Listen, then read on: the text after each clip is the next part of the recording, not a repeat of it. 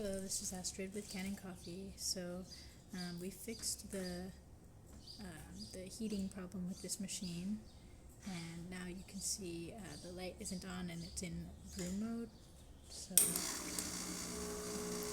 you can see here there's not so much steam like before.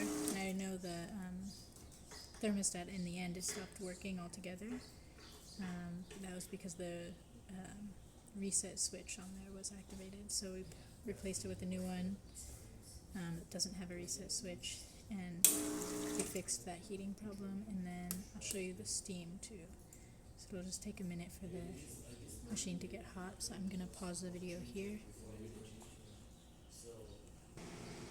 Okay, now that the machine's hot, I'll show you the steam.